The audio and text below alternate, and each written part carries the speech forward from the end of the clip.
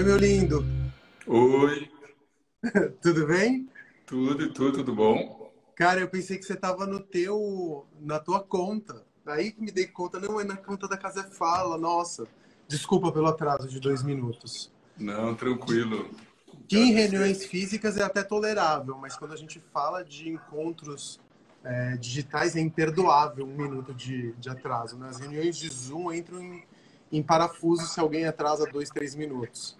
é verdade. É muito louco, né? Porque antigamente até 15 minutos era perdoável, hoje parece que é É, isso como tu falou, 5 minutos já é muito. imperdoável.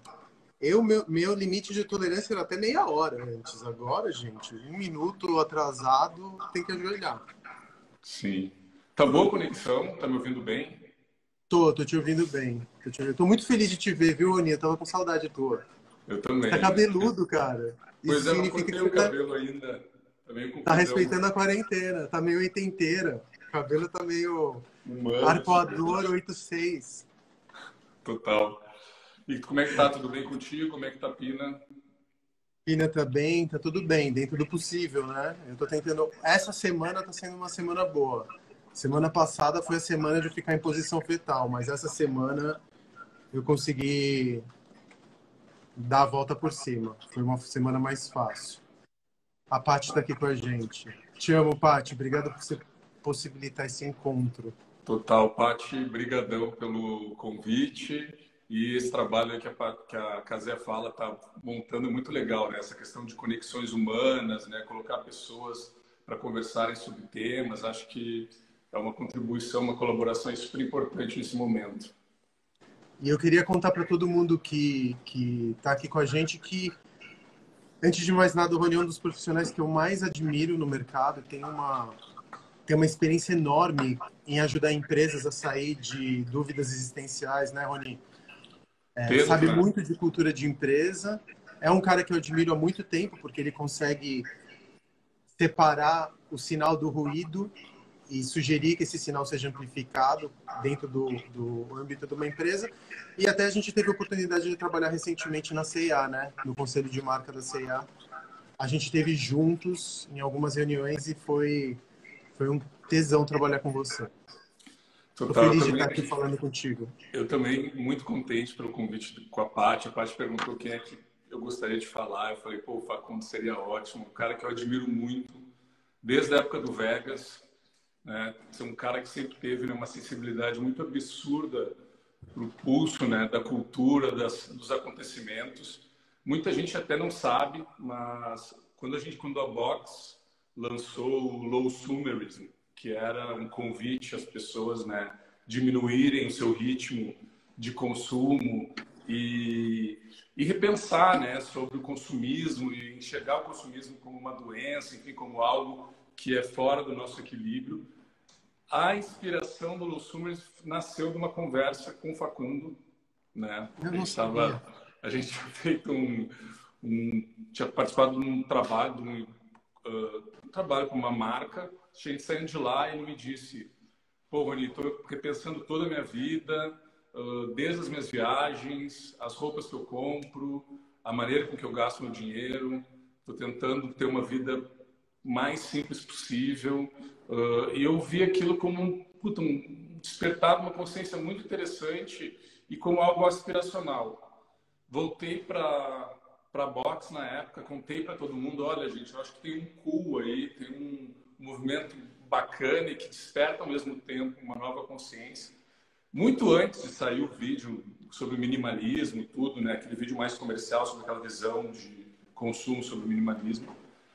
E eu contei, olha, eu conversei com o Facundo, ele me falou que não só compra roupa básica, que está super uma diretriz muito racional e menos em cima de moda e coisas assim. E aquilo foi o nascimento, de fato, do Low Summers, que foi uma tendência nossa que a gente desenhou em 2014. E parece que voltou com tudo em 2020, né? Pois é, Porque né? agora eu acho que, né, a Covid é, na verdade, um grande túnel que tem um raio de entrada e um raio de saída. Então, tudo que está atravessando esse túnel, eu acho que se acelera na saída desse túnel daqui a, sei lá, 6 meses, um ano, não sei quanto tempo vai demorar para a gente sair disso. E eu acho que falar de uma relação mais consciente com relação ao consumo é um tipo de comportamento que que eu acho que não volta atrás. Até um pouco por conta da crise que a gente vai viver, né? Acho que a crise vai deixar sequelas tão psicológicas tão duras quanto a quarentena. Então a gente vai passar por uma das crises, eu acredito que vai ser uma das piores crises que a minha geração viu. Eu E acho que com nesse certeza vai sentido, ser a pior crise que a nossa geração viu. Eu acho que com e nesse certeza vai ser. sentido, eu li o artigo que você escreveu e até queria falar sobre política e consumo, que eu acho que seria um assunto que eu queria entrar já com você para a gente aproveitar o máximo possível essa live para eu aprender contigo também. Não. O meu tipo de empreendedorismo, eu acho que você tem nas regras dos negócios, como você tem a física clássica e a física quântica, e você tenta encontrar uma lei que junte essas duas físicas, você tem o negócio grande, que é a corporação, e você tem o empreendedorismo, fazendo um paralelo meio tosco, física clássica e física quântica. Dentro do empreendedorismo, a gente já está falando há muito tempo de politização de consumo, de humanização de voz. A gente está falando já há muito tempo sobre impressão de um ethos na produção, até na relação consumidor-produtor ser mais nivelada, horizontalizada, e você construir uma rede que seja intermediada, que tenha como eixo central o produto, estetização e tudo mais.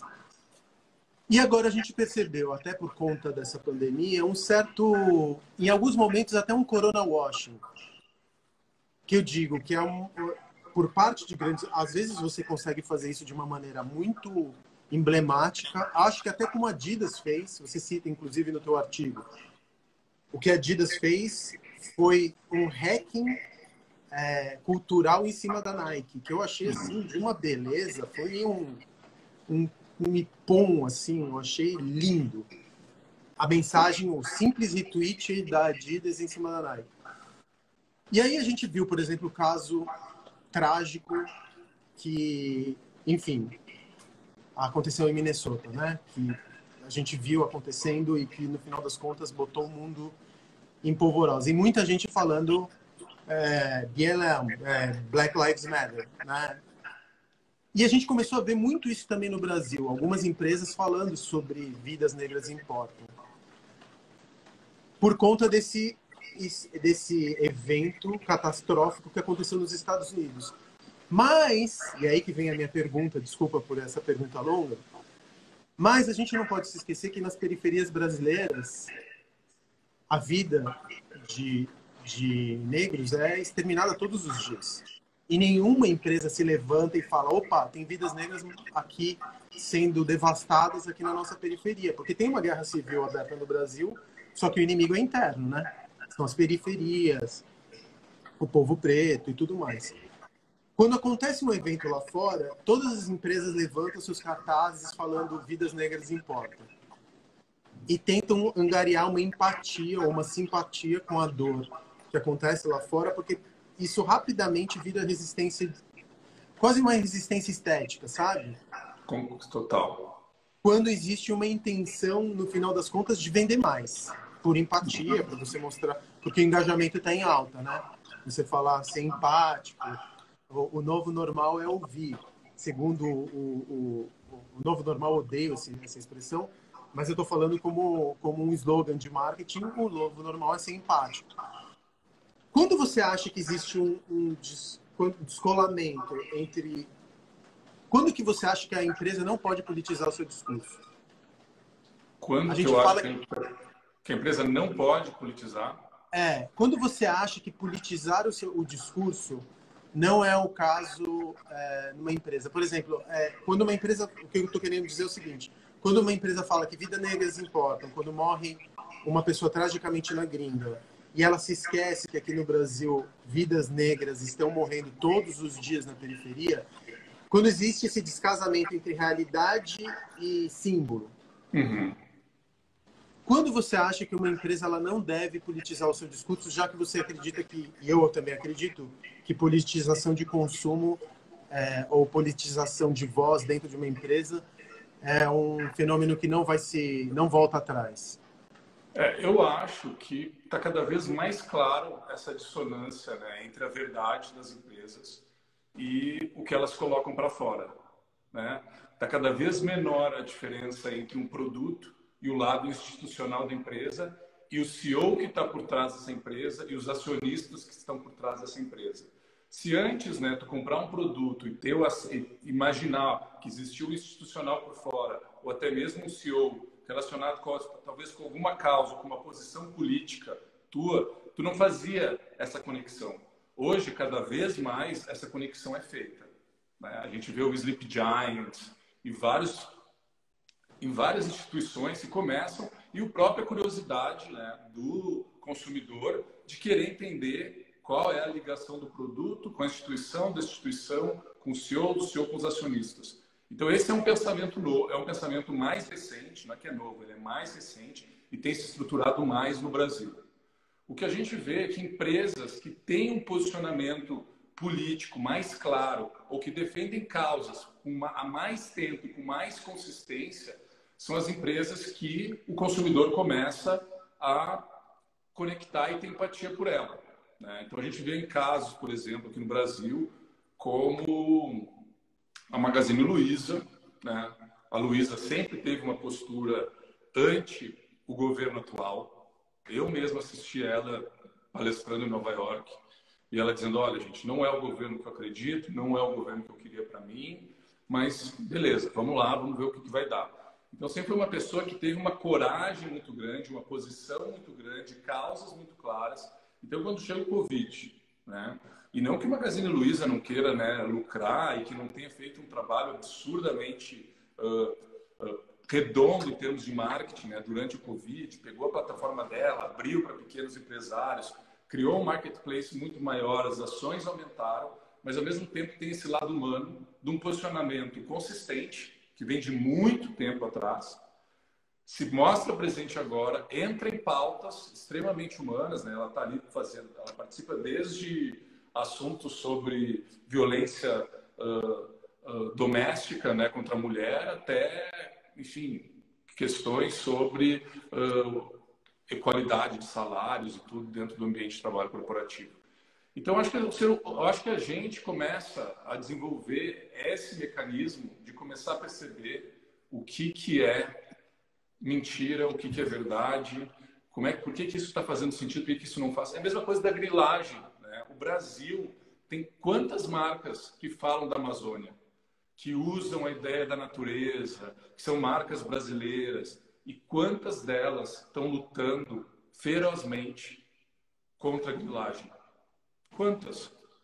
Me diz um case de alguém que veio o CEO, que veio a empresa, veio, sabe, pressionar para tirar o ministro do Meio Ambiente, porque, nos Estados Unidos, porque o Trump tirou o benefício de um parque em Utah, tirou o benefício de financiar o parque, a Patagônia foi lá e processou o Trump, entendeu? Entrou com uma acusação de violação dos seres do patrimônio público. Por quê? Porque lá o cara já tem uma consistência em cima disso e existe uma verdade nessa conexão. Para mim, aqui ainda existe essa dissonância e tem muito ainda que ser melhorado. Assim. E por que você acha que... Eu queria entender, do ponto de vista da psicologia do consumidor, por que você acha que ele vai, às vezes, preferir pagar mais por uma commodity, mas que tem uma capa simbólica que se alinha eticamente com a sua visão de mundo, do que comprar mais barato? Por que você acha que a gente está percebendo essa mudança dentro do consumidor, que no final das contas está criando uma mudança do ponto de vista da empresa? Tá, primeiro, existe um abismo, né, muito grande, né, uma desigualdade social muito grande, onde existem pessoas que consomem muito e que têm, por exemplo, essa opção, né, de vou pagar mais por um produto ou por um símbolo que se conecta mais com os meus valores ou com a minha personalidade. Enquanto tem uma outra fatia gigantesca, né, que ela tem um déficit quase de consumo. Ela não consegue acessar todas as coisas que ela gostaria de acessar. Entende? Ela vive sobre uma matiz de uma carência dos seus desejos, entende? Então, a primeira vontade dela é de suprir esse desejo. Estou dizendo em cima da psicologia do consumo, entende? Então, a primeira é de suprir aquela carência, suprir aquela vontade, suprir aquele desejo. Depois, tu começa a criar, aquilo deixa de ser um evento, quando tem um poder de consumo maior, aquilo deixa de ser um evento e começa a se tornar uma rotina. Quando começa a se tornar uma rotina, tu começa a abrir uma capacidade de consciência maior. Se a gente chegou hoje, por exemplo, no fast fashion, né? O fast fashion que foi, todo mundo comprou, todo mundo acessou, todo mundo achava lindo por um tempo. Por quê? Tu não tinha acesso àquele tipo de design dentro daquela faixa de preço. Depois que todo mundo teve, aquilo deixou de ser um evento, de ser algo especial, e começou a se tornar uma commodity. Quando começa a se tornar uma commodity, tu começa a ver que teu guarda-roupa está cheio de lixo, que tem um monte de lixo que tu coloca para a rua, e daí tu começa a raciocinar e começa a ver que, de fato, aquele ciclo não é saudável. Entendi. Então, e você acha que... Perdão, não entendi, Rony. Não, desculpa. Como existe esse desparelho, é difícil, né? A gente parelhar tudo por um... Mas então você acha que, hoje em dia, pensar em politização de consumo, você vai falar só para produtos que são mais refinados, que são mais destinados à classe média, elite, ou você acha que, em algum momento, as classes que são menos favorecidas do ponto de vista financeiro, elas também vão seguir essa tendência de politizarem ou escolherem empresas mais éticas no momento do consumo? Não, elas já refletem. Já existe uma reflexão Acho que já reflete. Já existe uma reflexão maior do todo, né? Existe uma reflexão maior do todo. Mas ainda, para quem tem menos, o bolso pesa mais. Então, por mais que ela entende, ela vai buscar o máximo do que ela pode dentro daquilo que ela pode pagar. É diferente, né, de uma pessoa que tem um padrão de vida ou um poder de consumo muito maior, onde de fato ela pode abrir uma reflexão muito maior, entende? Sobre o que ela pode comprar ou o que ela não pode.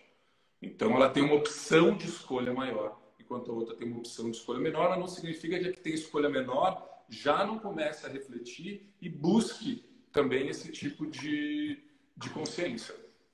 Rony, e você que está observando o consumidor, de um lado... Tá, só um pouquinho. Só uma coisa. Depois eu quero fazer umas perguntas. Hã? Que eu ia te entrevistar. Não, eu não estou te entrevistando. Eu estou tentando sugar teu conhecimento, gato. Não, mas eu também Isso aqui quero para mim é aula. Eu também quero sugar. Isso aqui para mim é aula. Deixa eu te perguntar algumas coisas que eu estava super ansioso para conversar com você. Tá, eu também fiz umas perguntas aqui para ti. Eu também estou super curioso. Você está na ponta de lança daquilo que a gente está vendo hoje em dia de consumo. Todas as vezes que a gente se pergunta... Uma coisa que a pandemia está me ensinando é que é um exercício muito infrutífero e muito fútil você tentar desenhar futuro, né? Sim. Porque, na verdade, a gente aprendeu a força que o caos ele tem que ser uma hora abraçado. A nossa necessidade por ordem, de organização, é falha. Ela vai sempre ser falha, entendeu? Mas a gente pode desejar futuros. E a gente, no desejo do futuro, esse futuro acontece, ou algum tipo de futuro próximo daquele que a gente desejou, porque ele é construído aqui no presente, né? Total. E aí, todas as vezes que a gente fala de consumo, grandes empresas nesse país olham para você e para a tua empresa e tentam falar o que está acontecendo ali fora, porque eu não estou entendendo nessa massa de ruído, eu não estou entendendo o sinal, e eu acho que é isso que você faz na Box, né? É procurar os sinais que precisam ser amplificados e que vão apontar para um futuro de cultura, de consumo e tudo mais. Você deve ter lido material para um caralho nessa pandemia. Se eu estou lendo muito, imagina o quanto você não está lendo para tentar extrair algum sentido de tudo isso. De tudo que você leu agora, o que você acha que vai acontecer com o consumo pós-Covid? O que você diria que são direções de consumo que provavelmente vão acontecer? Por exemplo, uma austeridade de consumo. Você falou de política uma politização do consumo. A gente poderia dizer que as pessoas vão procurar talvez experiências com narrativas menos complexas e voltar ao clássico, ao conforto. Talvez a gente já tinha visto o minimalismo, talvez o minimalismo não enquanto corrente estética, mas uma simplificação de consumo. Me conta, o que você está enxergando? O que você aprendeu durante essa pandemia, as leituras que você fez, que você acredita que vão ser sinais que vão se concretizar pós-Covid? Uhum. Olha, uma das questões que eu acho que são mais, que eu acho que mais vão refletir de fato, a gente teve um momento, né, que logo a gente teve ali os primeiros movimentos de convite para a gente ficar em casa, né, e a gente viu que muita gente ficou em casa, e logo que se trancou em casa, começou a quarentena, teve um gatilho, um início de consumo, então a gente viu que alguns produtos explodiram, né, as pessoas racionam, não só a questão de, né, encher a despensa de alimentos, mas compraram alguns produtos muito específicos que acreditavam que estava faltando em casa. Então, existia um pico ali naquele conflito entre o vazio e aquela situação nova, onde o consumo acaba te trazendo algum tipo de prazer. Então, muita gente, logo quando foi trancada, consumiu alguma coisa. Daí, Desculpa te interromper. É muito engraçado que a noção ocidental pré-Covid de prazer, ela está associada ao consumo, né? O consumo, por isso que eu vi, por exemplo, quando isso foi noticiado no mundo inteiro, quando abriu a Louis Vuitton na China, que todo mundo comprou 2 milhões e tantos de bolsas. Porque se as pessoas estão dentro de casa, o consumo ainda representa você consumir uma bolsa, ou é um retorno a uma eventual normalidade, se é que dá para se chamar de normalidade, que a gente tinha pré-Covid, e também porque a felicidade, do ponto de vista ocidental, está associada ao consumo e o preenchimento de vazios existenciais que são criados pela publicidade e pelo marketing, né? De uma determinada maneira. Então, se você está deprimido em casa, é o tal do passeio no shopping que vai te trazer um conforto existencial, porque você está perdido e você precisa de alguma coisa que te lembre que você pode ser feliz, nem que seja abrindo a embalagem de uma bolsa, né? Desculpa te interromper. total, perfeito. Não, é isso. A construção toda do marketing, né, sempre foi muito mais em cima da felicidade, como algo, né, vibracional e como algo mais eufórico do que da paz, né? A paz é algo que te convida, o estímulo dado, né, como felicidade e não paz, como ideal de vida, né? Em vez de, não, eu não quero a paz, eu quero a felicidade, é porque a felicidade, existe toda uma construção dentro do ambiente de felicidade que nos empurra para uma euforia, coisa que é mais próxima do consumo do que a paz, né? Quando tu está em paz consigo mesmo, está conversando com o teu eu interior, está no ambiente, tá brincando, né, com a pina, está no ambiente, tu não está ligado no consumo. Mas quando cria aquele storytelling heróico da felicidade, do entusiasmo, das conquistas, ali, né, a recompensa que o consumo te dá, ele bate, ele sai daquela mesma área cerebral, assim. Mas voltando ao que tu falou, eu gosto de ver sempre uma camada e uma camada que está por trás. A camada que está por trás da loja que tu falou lá da Hermès, foi da Hermès que teve esse Hermès, desculpa, eu falei boom aqui. Primeiro foi que a Hermès não tem venda online, né? Então tem esse primeiro ponto também, que a Hermès não tem venda online. Então quando abriu, pessoas que já tinham encomendado bolsa, que já tinham feito pagamento, foram lá e concretizaram aquele feito naquela hora que deu aquele boom. Mas tem de fato esse fator, que é o mesmo fator que aconteceu no começo da quarentena. Quando liberar as portas, liberar as festas, é óbvio que a gente vai viver um pequeno carnaval. E esse pequeno carnaval vai estar conectado desde as nossas relações humanas, inclusive as nossas relações de consumo, né? Tu vai querer ir no restaurante, vai querer ver teus amigos, vai querer... Mas, com certeza, a gente também já passou por um amadurecimento dentro dessa quarentena, onde a gente começou a rever os nossos gastos, rever os nossos custos. A gente entrou e isso é até uma das perguntas que eu te fazer antes, depois eu abro um parênteses, a gente entrou num ponto mais profundo de sobrevivência. Porque a gente já estava em sobrevivência. Antes de Covid, antes do Covid, a gente já tinha uma crise instaurada nas instituições, já tinha um problema sério de falta de líderes, né? Já tinha questão de aquecimento global, né? Tinha questão de fake news. No âmbito pessoal, né, da nossa casa, da nossa vida, assim, a gente já sofria com as questões de burnout, excesso de redes sociais, né?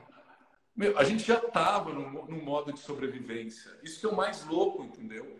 Quando eu fiz um trabalho em 2018, onde a gente foi para 6 estados dos Estados Unidos, e perguntava para os jovens qual era o estado que eles estavam, e a maioria, com a questão lá dos Estados Unidos que ainda é pior, do crédito estudantil, crescimento de opioides, e o cara vendo a mãe dele se ferrando com opioide, o tio se ferrando com opioide, a gente perguntava qual era o sentimento, eles chegavam num grupo, era survivalism, era sobrevivência. Então vem o Covid, e o Covid, pá, nos coloca numa camada de sobrevivência ainda mais profunda, né? E que nos ajuda, e que a gente começa a pensar, o que eu estou gastando, onde eu estou trabalhando, como é que o dinheiro que eu estou gastando, que eu estou custando para ganhar, como é que eu estou gastando. Então eu vejo um dos movimentos grandes, até uma pesquisa que a Box fez com a McKinsey, agora recente, fala muito desse consumo da precisão, sabe? A gente vai começar a ir para um consumo muito mais preciso depois dessa epifania, depois desse pequeno carnaval. Eu acho que esse é um dos momentos importantes, assim. Agora, até você falando sobre isso, eu entendo porque para uma classe média ou uma elite que pode escolher, politizar o consumo vai ser tirar mais valor do preço, né? Porque quando você politiza o consumo, tem uma camada abstrata em torno do produto, ninguém politiza o consumo por causa da política em si, mas é porque se sente feliz, porque isso reforça a imagem que as pessoas têm de si mesmas, né? É muito egóico você politizar o consumo, porque você também olha e fala assim, eu quero também defender a Amazônia, eu sou também a favor dos povos indígenas, ou eu também sou contrário ao racismo. Então, politizar o consumo não fala sobre a empresa, traz uma recompensa química cerebral sobre quem é você. Total. Então, você ganha uma camada que é a função e o símbolo em torno da função no momento que você está comprando. Você extrai mais valor daquilo que você está comprando, né? E agora essa chave que você disse me destravou. É lógico, as pessoas vão comprar coisas que são... Já compravam coisas que tinham dimensão simbólica, mas a dimensão simbólica agora é acrescentada de uma dimensão política que fala sobre elas mesmas e fala sobre a sua função no mundo, né? Muito foda isso. Que mais você está vendo que você acha que vai virar? Esse ponto que você falou, só que eu acho que é super importante, que assim, a gente sempre comprou símbolo, né? Sempre comprou símbolo. Tem um dos cases de estudo que é o mais famoso, que é de um cara que é polêmico, mas eu adoro esse case, acho que sempre ilustra muito bem a importância do símbolo, é do Clotaire Rapaio, em cima de Pantene, né? Que foi, no final dos anos 70, início dos anos 80, Pantene era a quinta marca mais vendida no mundo, né? A quinta. E eles fazem uma pesquisa em 28 países, perguntando para a mulher qual era a memória mais antiga que ela tinha sobre shampoo e qual era a memória mais recente, né? Então, naquela época, a mulher dizia, olha, a memória mais antiga que eu tenho de shampoo é eu com 5 anos, 4, minha mãe lavando meu cabelo, depois me enxaguando, cuidando para a espuma não cair no olho, secando, me dando um beijo, dizendo, agora tu tá pronta. Era a mesma imagem em milhões de países onde a marca atuava. Depois, perguntava, na memória mais recente, né, qual era a relação com o shampoo que ela tinha mais sentido. Elas diziam, foi um elogio. Eu estava no trabalho, alguém disse que meu cabelo era cheiroso, alguém disse que meu cabelo tinha crescido, alguém disse que meu cabelo estava brilhoso, alguém chegou e disse que meu cabelo estava saudável. Então, a gente pegar a memória mais antiga com a memória mais recente e criar um campo simbólico. Ele criou o campo simbólico o que a mãe dá para a filha crescer saudável, bonita, forte, brilhosa e tudo. É o leite materno. Então, Pantene foi o primeiro shampoo leitoso. Todos os shampoos eram glicerinados. O símbolo de Pantene era um cacho de cabelo que parecia um peito, assim. E era o primeiro shampoo que trazia sais e vitaminas para os seus cabelos crescerem fortes, bonitos e saudáveis. E aquilo fez Pantene sair do 5º lugar para o 1º lugar no mundo até hoje. Eu não conhecia esse case. Então, tem vários cases desses que são muito em cima da questão do símbolo e como a gente, né, como ser humano, a gente é tarado, desculpa usar a palavra, por símbolos, né? Porque os símbolos, eles entram, né, dentro até do nosso inconsciente, por isso que existem os arquétipos todos, né, do Jung, e faz com que aquilo que a gente identifica, aquilo que traz algum tipo de significado, a gente abraça, carrega e traz aquilo para perto. E me conta, o que mais você acha que vai acontecer se você tivesse que definir macro tendências de consumo pós-Covid, de uma maneira bem geral, bem esquemática? Que outra coisa que você diria que vai Então, acontecer? eu sou bem parecido contigo, tá? Nesse sentido que tu falou ali no começo, de dizer que é meio... Não é palhaçada, mas é meio infantil alguém chegar agora e dizer, olha, essa é a tendência, estamos indo para lá e vamos, é isso, sabe? É complexo, estamos vivendo um momento extremamente complexo. Como é que funciona um trabalho de pesquisa de tendência, né? É em cima de repetição de padrão e desvio de padrão. Eu olho para o céu, tem estrela, o que significa que amanhã provavelmente vai ter sol, né? Eu olho para o céu, está nublado, provavelmente amanhã vai chover. Eu olho a barriga de uma mulher que está crescendo, né? No quinto mês, quarto, sexto mês, sétimo mês, provavelmente no oitavo, no nono ela vai ter filho. Existe uma repetição de padrão ou uma alteração de padrão para identificar a tendência. O Covid pegou todo mundo de surpresa. Ups, falhou, né? O Desculpa, Covid pegou entrou uma todo mundo de chamada aqui, surpresa. perdão. Desculpa. Não, tudo bem. O Covid pegou todo mundo de surpresa, né? Então não posso dizer que é um padrão que a gente conhece, não dá para comparar com a peste espanhola, eu não tenho um fragmento histórico tão claro, um padrão tão claro dentro do mundo novo, tecnológico, e que a gente está vivendo, para eu pegar e dizer, olha gente, o futuro é esse, olha como está fácil. Entende? Agora a gente começa a ver alguns indícios durante a pandemia que nos alertam para alguns movimentos que estão vindo. Um deles é aquele que até eu conversei contigo porque eu li o artigo e te mandei, que é a questão da vigilância, né? Eu acho que a questão da vigilância e todo um mecanismo de marketing, inclusive negativo, muito negativo, vai ser instaurado. Eu já acho a mídia programática, um veneno. Eu sou contra a mídia programática. Eu acho a mídia programática um veneno. Por quê? Deixa eu te explicar por quê. Explica para as pessoas que estão nos ouvindo o que é mídia programática, porque não é todo mundo que é familiarizado com o termo. É comprar performance no atacado, né? Meio carpete-bomba. Eu compro a mídia, né? Eu não sei exatamente onde que ela vai ser. Eu que estou comprando a mídia, eu quero que, no momento que tu buscou interesse de algum assunto na internet, ou tu entrou no meu site, ou tu viu um produto meu, a partir dali, a tua navegação, por onde tu vai, a minha mídia vai te seguir para ficar te mandando aqueles impactos para te pegar no momento fragilizado, tu lá clicar e comprar. Né? Então, assim, funciona, Rony? Funciona, né? Em termos de venda? Sim, muito. Muito. Gente, a mídia programática, ela dividiu o mercado de marketing em dois. E cresce cada vez mais. A mídia programática hoje é 50% da verba de mídia de muito das empresas.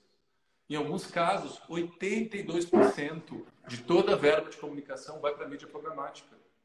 Porque ela te traz uma segurança de performance, né? Exato, ela te traz números, KPIs e segurança de performance. Né? Mas não sabia disso. Tem um exemplo que eu vou te dar que é o seguinte. Era do rádio, né? Surgiu a era do rádio. O que tu ganhava e o que tu recebia em troca? Né? Tu ganhava música, né? Muito louco isso. Antes do século XIX, tu ouvia tua música favorita 4 vezes na vida. Quando uma orquestra, uma banda vinha na tua cidade e tocava aquela música. Quando surge a era do rádio, tu começa a ouvir música e notícias, né? A hora que tu quiser, tu ligava o rádio e ouvia aquilo. Pedia por telefone. O que tu dava? Dava a tua atenção. O que tu ganhava em troca?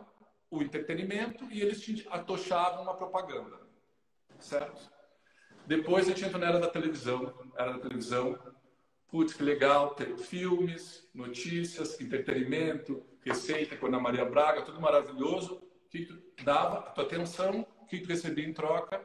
Merchandising, propaganda. Teve uma época até que tinha propaganda subliminar, viram que aquilo era extremamente antiético. Né? Numa época parecida, onde a regulamentação não acompanhava a velocidade da tecnologia, mas viram aquilo, baniram, ótimo, beleza. Daí a gente entra num campo hoje que é da internet, né? Da sites de busca, como Google, redes sociais, site de busca, tu põe teu interesse ali, olha, quero falar sobre moto, quero falar sobre vida noturna, quero saber sobre não sei o quê. O que acontecia? Ele te dá a informação, ele te manda o que tu está procurando em termos de conhecimento. O que tu recebe em troca? Propaganda, certo? Tu mostrou a tua afinidade, ele vai te mandar uma propaganda exatamente em cima da tua afinidade. Da tua afinidade. É uma inversão, né? É uma inversão. E é mais entrando cada vez num lado mais fácil de te pegar. Redes sociais. Eu começo a conversar contigo, a gente começa a trocar um assunto, o que acontece? Começa a vir propaganda em cima do que a gente conversa, né? Fechou? Entramos no Covid. Vigilância, né? Vigilância é a ordem da vez. O que eu digo de vigilância? São todos os maquinários, todos os dispositivos de troca de informação que permite que eu vigie os teus dados, né? Então ninguém nem se tocou, mas todo mundo começou a fazer Zoom, começou a entrar em sites de, imagina, questões de secretas da tua empresa, da minha empresa, estão dentro de uma plataforma de uma outra empresa. Quero fazer uma provocação. Porque eu sei onde você vai chegar, já vou te provocar agora. Tá. Quando a gente... É a diferença de como a Covid está sendo combatida no Oriente e no Ocidente. No Oriente existe uma datadura, né? Porque você tem um Estado forte que controla essa população via associação espúria entre empresas e Estado e começa a conseguir fazer, enfim, contact tracing e tudo mais.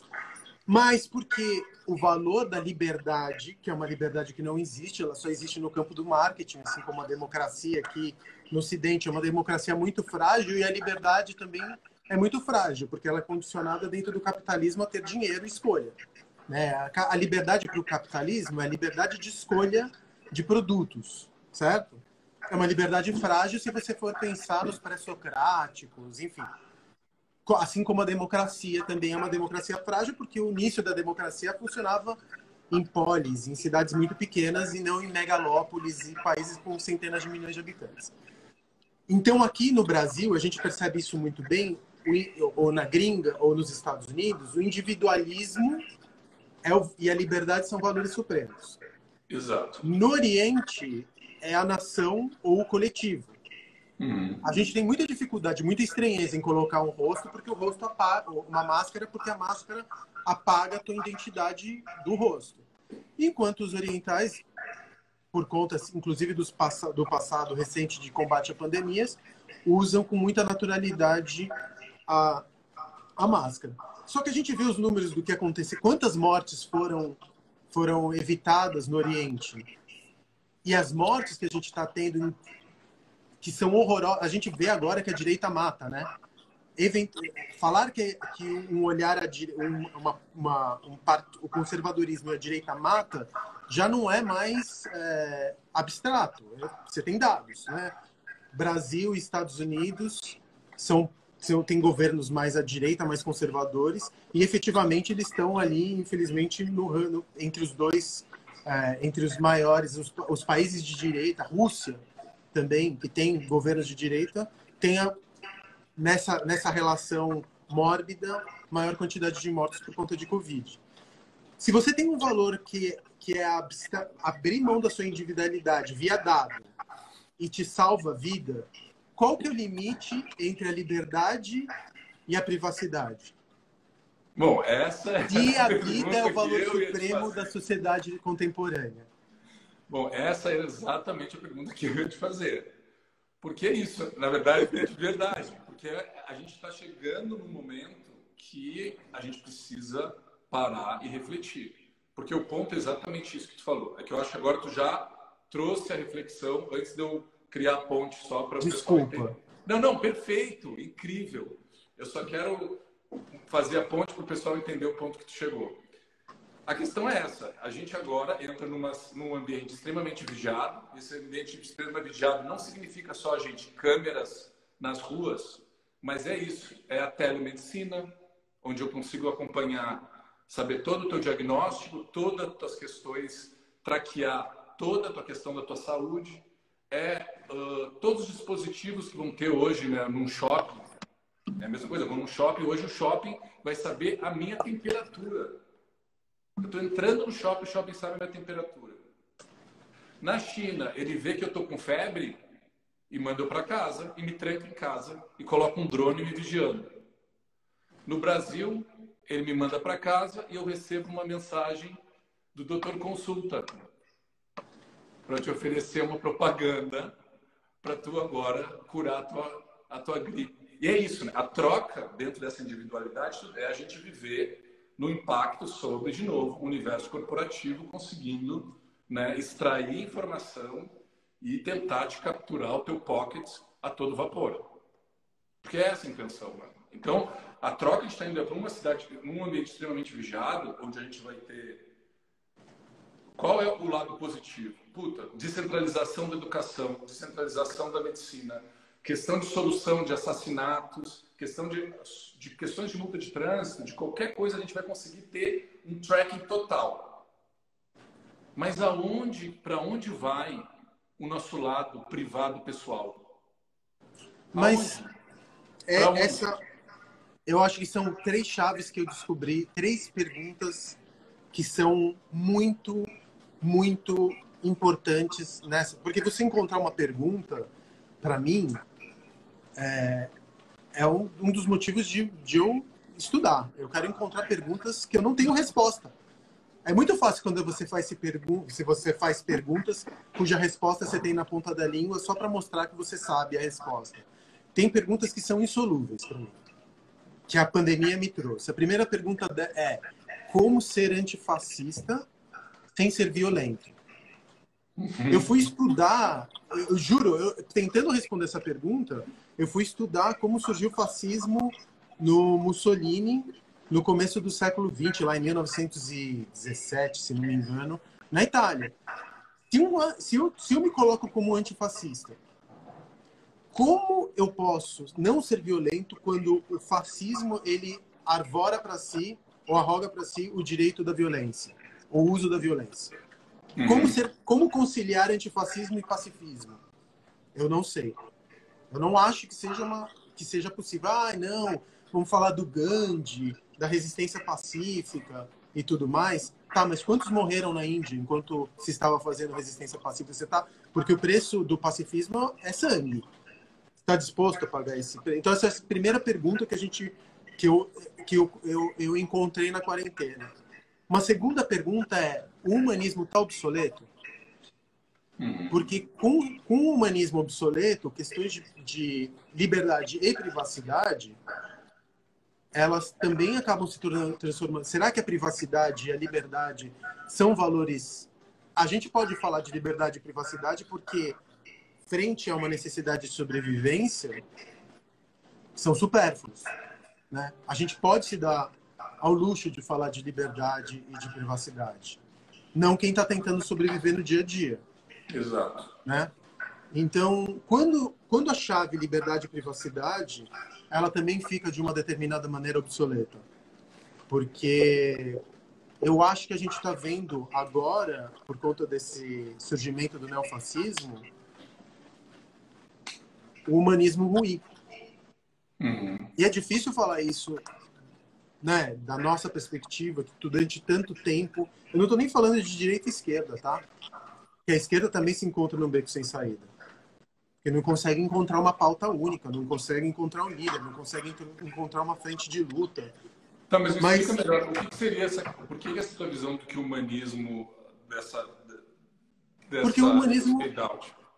Porque eu acho que os movimentos que vieram pré-nova direita, de 2000 e vamos dizer 2013 para cá, nos últimos 5, 7 anos, eles são também uma relação de insatisfação com as promessas que o globalismo e que a nova esquerda também não conseguiram responder. Por exemplo, no governo do Lula, e eu não estou fazendo uma crítica ao governo do Lula, apesar de ser muito criticado, mas estou tentando materializar isso no exemplo. o acesso à democracia do Lula foi via acesso de consumo, né? A gente falou do funk ostentação. Você sabe como muitas marcas entraram em parafuso porque as classes menos favorecidas começaram a se apropriar dos seus símbolos de consumo. A gente falava de um jeito preconceituoso que o aeroporto tinha virado rodoviária. A gente falava que a gente começou a abandonar marcas que eram consideradas de elite, porque as classes menos favorecidas começaram a consumi-las. E isso gerou um rancor na elite. Uhum. E esse rancor, o pior não foi só o rancor da elite, pior foi o rancor daquelas classes que ascenderam por consumo, que puderam comprar viagem de cruzeiro, ir para a Argentina, ir para Buenos Aires, sair do país pela primeira vez, colocar o primeiro filho em gerações numa escola particular, e perderam isso por conta dos efeitos da crise econômica que bateram no país depois de 2015, 16. Uhum.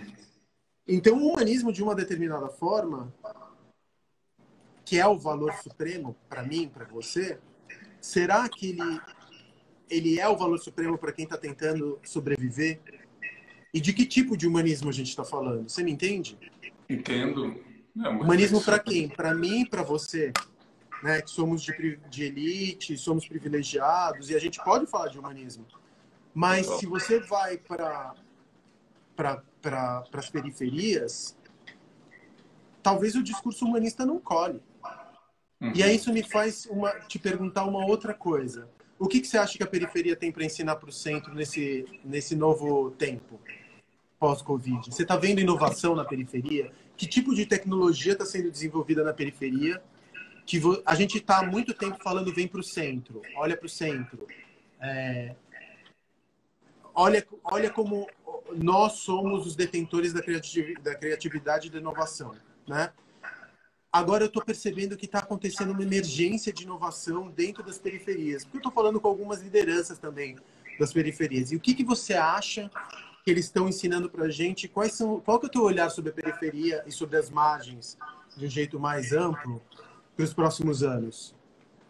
Então, as inovações, a maioria das inovações e as coisas que eu ouvi primeiro vieram da periferia do que do mercado de consumo. É muito louco isso. Por exemplo, o consumo de música por MP3, né? Na periferia, tu ia e botava um disco lá, eles iam e gravavam o MP3 dentro de um CD para ti, né? E depois de muitos anos, a gente foi ver a Apple vendendo música, né, por música e não mais por CD. Tem um monte de caso, e é absurdo. Agora mesmo a gente viu uma agilidade, CUFA, Desabafo Social, a Monique, Celso, muita gente fazendo um trabalho muito rápido, muito mais emergencial, com questões muito mais inteligentes, inclusive de empreendedorismo, de soluções de ideia, buscando verba para como se fossem editais mesmo, para desenvolver coisas que, enfim, eles têm muito a nos ensinar, porque já vivem também nesse estado de survivalismo, de sobrevivência, nasceram nesse estado de sobrevivência. Né? Uma das perguntas que até eu ia te falar é esse poder de adaptação. Né? A gente é muito mais rígido, a gente é muito menos flexível. O privilegiado, ele tem muito mais... Ele tem pavor de sair da zona de conforto, né? Ele vive numa muralha, né, de conforto.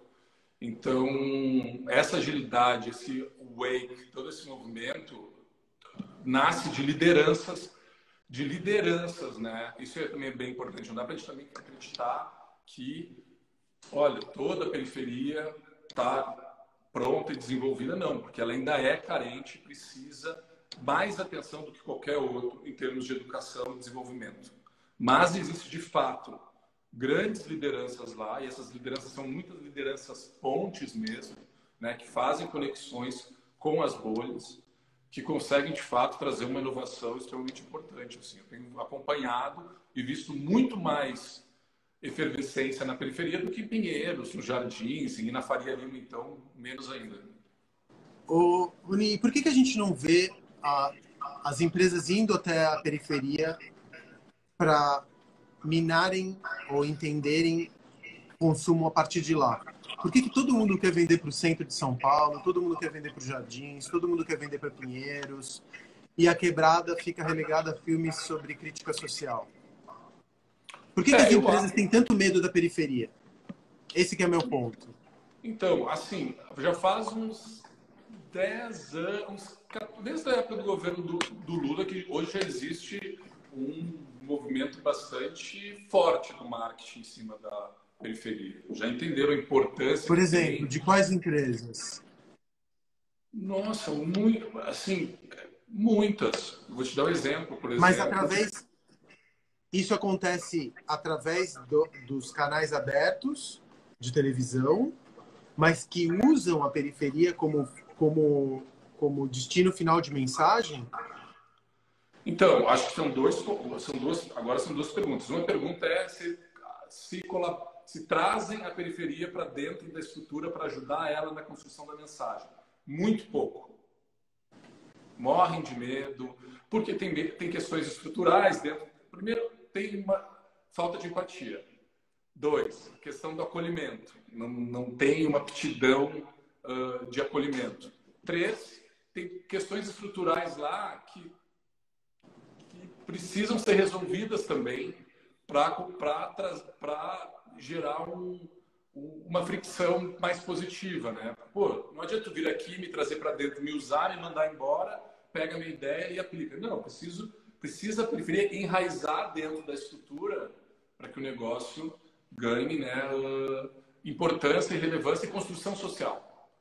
Então, assim, a tua pergunta sobre a periferia, a classe C, é um target absurdo. Não. Target deve ser porque... Target eu imagino que seja, obviamente, porque o mandamento primeiro de qualquer empresa é vender, e vender mais, né?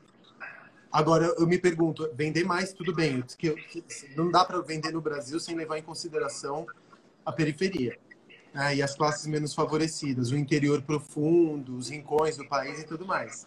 Mas na hora de comunicar, e existe um esforço de diversidade, de representatividade, que é muito recente, vem de 2 anos para cá. Na hora de comunicar, dificilmente a periferia é colocada como é representada. Uhum. Tem a lógica, a romantização do negro. Então é aquela mulher linda, negra, de corpo perfeito, que no final das contas ela acaba quase sendo fetichizada pela publicidade. Uhum. Enquanto que a verdade que se encontra na periferia, muito poucas vezes ela tá... tudo bem, tem determinados produtos, banco, por exemplo, às vezes representa um jogo de futebol, uma empresa de produtos atléticos, de vez em quando mostra um campinho na quebrada. Ainda tem umas pinceladas, mas como comunicação mesmo, parece que é muito mais um olhar nosso do centro, romantizando a periferia, do que o que está acontecendo mesmo na periferia. Total. Tem pessoas que estão fazendo esse movimento de tentar trazer uma conexão maior. A própria Monique Evans é uma pessoa que tenta fazer isso. Eu conversei com ela outro dia, ela é incrível, né? Incrível, inteligentíssimo, super exemplo.